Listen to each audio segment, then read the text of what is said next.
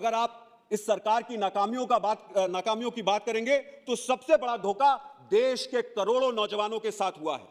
कितनी अपेक्षा और आकांक्षाओं से के साथ देश के नौजवानों ने आपको 2014 और 2019 में वोट देने का काम किया था। जब आपने प्रलोभन दिया कि प्रतिवर्ष 2 करोड़ नौकरियां दी जाएंगी, तो हमारे नौजवानों ने विश्वास किया। जब आपने प्रलोभन दिया कि शिक्षा व्यवस्थाओं को और सुधार किया जाएगा, तो हमारे नौजवानों ने विश्वास किया। जब आपने प्रलोभन दिया कि हमारे देश को भ्रष्टाचार से मुक्त किया जाएगा, तो हमारे नौजवानों ने विश्वास किया।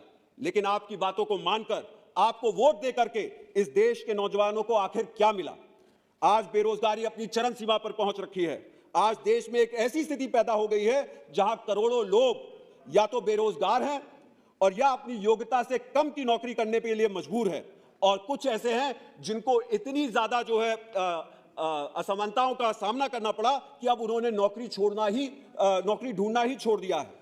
2 करोड़ नौकरी प्रतिवर्ष के हिसाब से अब तक आपको 14 करोड़ नौकरियां दे देनी चाहिए थी, लेकिन अभी तक इन नौकरियों का कोई भी हमारे पास ब्यौरा नहीं पहुंचा है। मुझे पूरा विश्वास है कि आगामी उत्तर प्रदेश के चुनाव में नौजवान इन 14 करोड़ नौकरियों का हिसाब जरूर लेने का काम करेगा। आपकी इस वैश्विक महामारी से उत्पन्न मंदी का सहारा लेकर के अपनी जिम्मेदारियों से छुटकारा नहीं पा सकते हैं।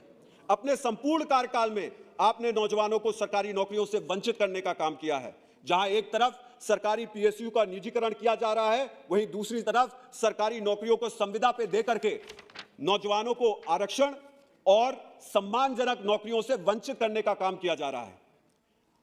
जो सरकारी नौकरियां आती भी है माननीय अधिष्ठाता महोदय, वह किसी न किसी प्रकार के घोटालों में लिप्त रहती हैं। जैसा कि हमने हाल में ही उत्तर प्रदेश और बिहार में राष्ट्रीय रेलवे बोर्ड की भर्तियों में देखने का काम किया है, और कुछ सालों से उत्तर प्रदेश के 69,000 सहायक टीचरों की भर्तियों में भी हम ये स्थिति को देखने का काम कर रहे हैं।